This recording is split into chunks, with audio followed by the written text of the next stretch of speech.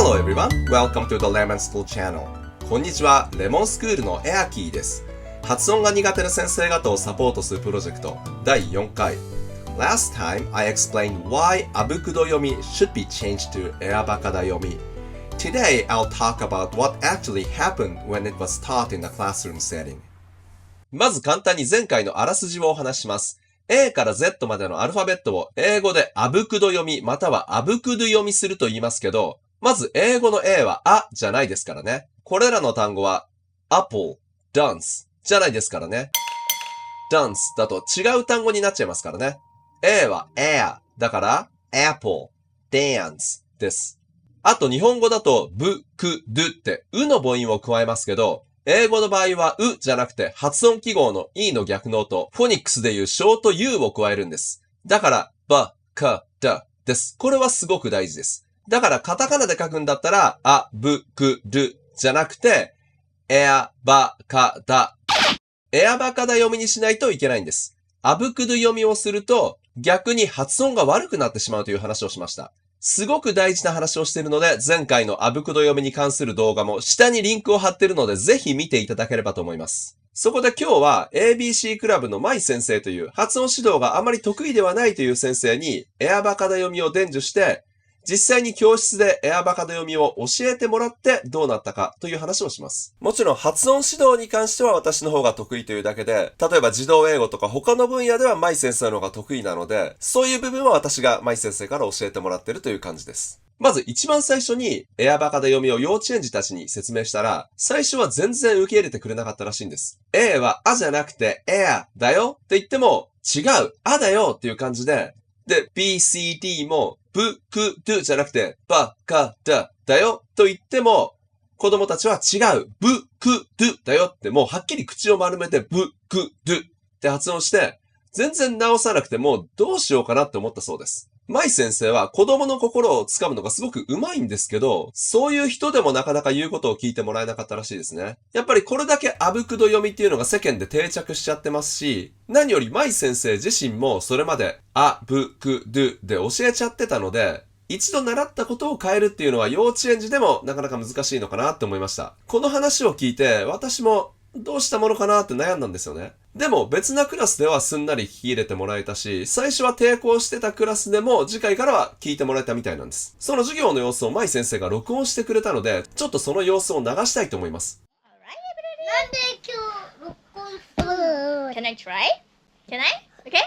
So, いつもはばあでしょこれはぶこれはしこれはディドディドゥそう、あぶくどで言ってるけど、今日はちっちゃなあを入れて、もうちょっと英語っぽく発音していくよ。A、エア、B、バ、ば C、しYeah! D、だ、だ。また別なクラスで、Air、あじゃないよ。Air、次はばちっちゃいあ入れて、ば、か、ば、か、バカちゃんばか。バカ D はちっちゃいあ入れるから、ビブビブアブあぶだだ。オッケー？エアバカだ。エアバカだ幼稚園うまい。幼稚園？エアバカだ読み。いくよ。エアバカだ。エアバカだ幼稚園ようだか幼稚園もう一回。エエアババカだ。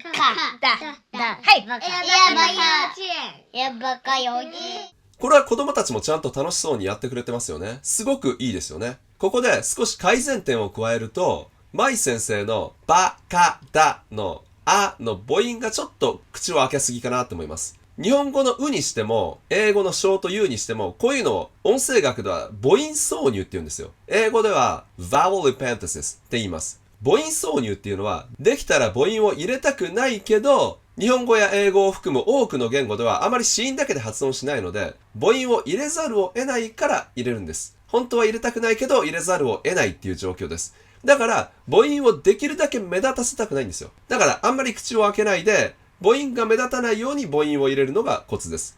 ば、か、だ。はっきりば、か、だじゃなくて、ば、か、だ。そのあたりを舞先生に説明して、また授業でやってもらいました。このクラスはちょっとノリのいいクラスです。A O B ばあの口はちっちゃいあの口ね。ばーじゃないよ。ば。そうちっちゃいお口で、ば。おー、うまい。あー、出た。ば。もう一回いくよ。ば。これはか。ばか。いくよ。ば。か。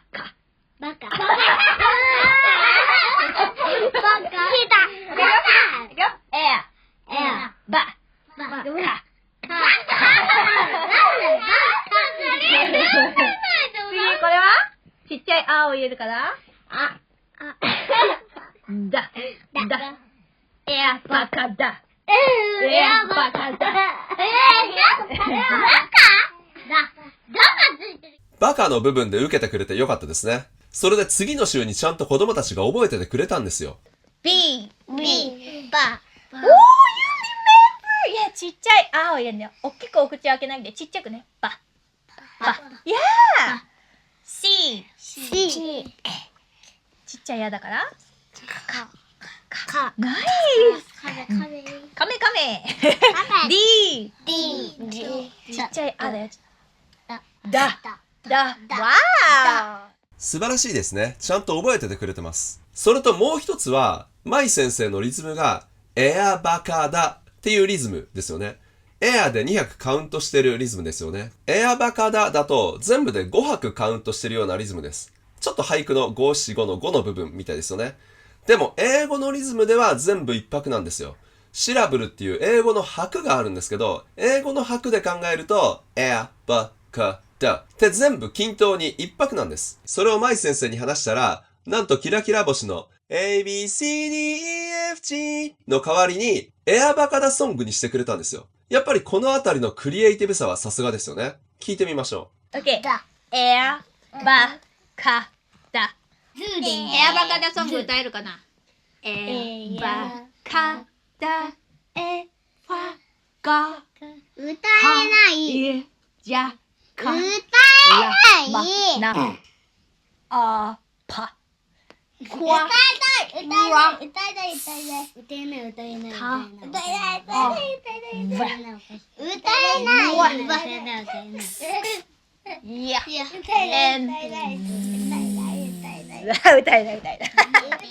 ちょっと歌えないって反応はいまいちでしたね。でも例えばテニススクールとかでも子供のクラスだとちょっと難しいドリルをやるとよく子供たちができないとかってコーチも苦労してますからね。まあそういうもんでしょう。でも個人的にはこのエアバカダソングすごいいい考えだなと思います。まだ摩擦音とか Q とか X とかどうするかっていうのはまだちゃんと決まってないので課題はありますけど、これすごくね、いい考えだなと思います。こういう感じでエアバカダ読みに変えても定着しそうです。ぜひエアバカダ読みを皆さん試してみてください。この動画を少しでも楽しんでいただけた方は、いいねを押してチャンネル登録よろしくお願いします。